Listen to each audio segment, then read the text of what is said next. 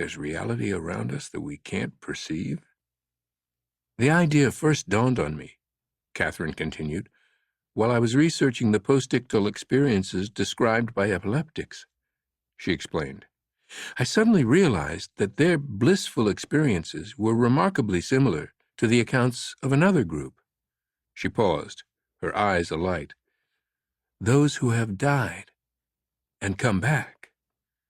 Near-death experiences, Langdon thought, realizing she was right.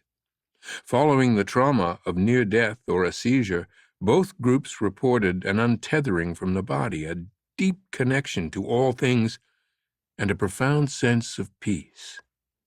So I ran with the idea, and I devised an unusual experiment. Catherine gave him a quiet smile. And this is where things got really interesting.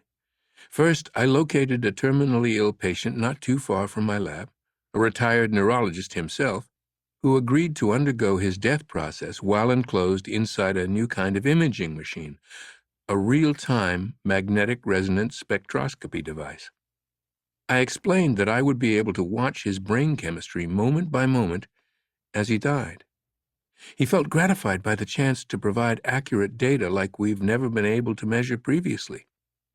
With his family and hospice staff gathered around on a lovely afternoon, he passed away while being scanned inside the massive machine.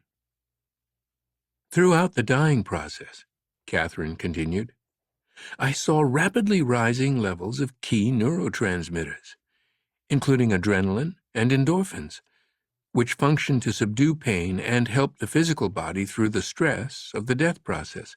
In other words, a shutdown of the sensory systems. It followed logically that GABA levels would also increase to filter out the death experience as the brain shut down. Catherine smiled. But that's not what happened. No? What happened was the exact opposite. As he died, his GABA levels dropped precipitously. In his final moments, GABA levels approached zero, meaning all of his brain filters were gone. The entire death experience was flowing in with nothing blocked out. Is that good or bad? Robert, I would say it's wonderful. It means that during the dying process, our brain's filters open up, and we become a radio that hears the entire spectrum. Our consciousness witnesses all of reality. Catherine took his hands and held them tightly.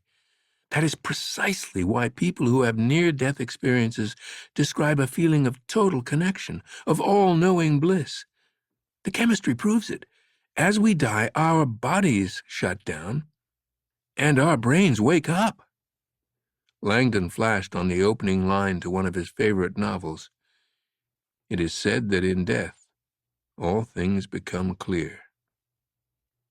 What's more, she continued, in the 60 seconds before the patient's heart stopped, his brain flooded with high-frequency oscillations that included gamma waves. These are associated with intense memory retrieval, and his levels were off the chart. So he was remembering something? No. At these levels, he was remembering everything. The gamma numbers definitely suggest there is truth to the enduring legend that your life passes before your eyes before you die. The concept of a full life recall, Langdon knew, appeared in many religions. The angel of death showed the soul all its life choices as a form of enlightenment and karmic teaching. At some point, Catherine said, the brain itself dies, and our receiver is gone. And my belief, based on my experiments, is that the dying process foreshadows what lies ahead, a kind of preview of coming attractions, an ability to perceive so much more than we normally can. So when the brain finally dies and can no longer perceive anything at all, is that not the end? Catherine smiled thoughtfully. We already know from near-death experiences that death involves a breaking free from our physical form, combined with an intense feeling of joy and connection to all things. If we know our individual consciousness comes from outside our brain, as so much noetic research now shows, then to my ear, it sounds like consciousness simply abandons the physical realm at the moment of death and reintegrates back into the whole. You no longer need your body to receive the signal. You are the signal. Langdon felt a chill. The soul returns home.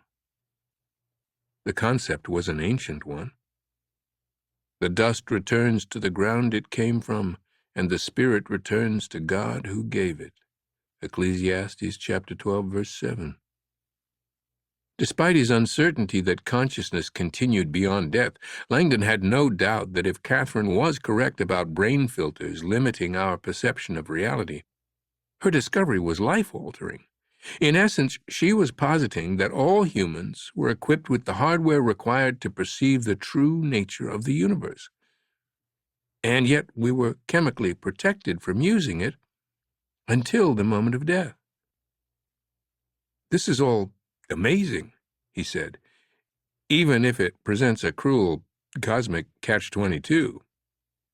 How so? We have to die to see the truth, and when we do, it's too late to tell anyone what we saw. Catherine smiled. Robert, death is not the only path to enlightenment. History is filled with great minds that have enjoyed a momentary glimpse of some divine light that nobody else could see. Consider Newton, Einstein, and Galileo. Religious prophets. These brilliant minds had scientific epiphanies and spiritual revelations that, as it turns out, can be explained in scientific terms.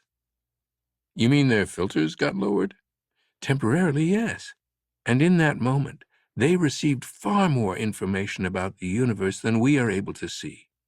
Langdon thought of scientist Nikola Tesla, whose quote Catherine had sent him after their first discussion about non-local consciousness. My brain is only a receiver. In the universe, there is a core from which we obtain knowledge. Have you ever done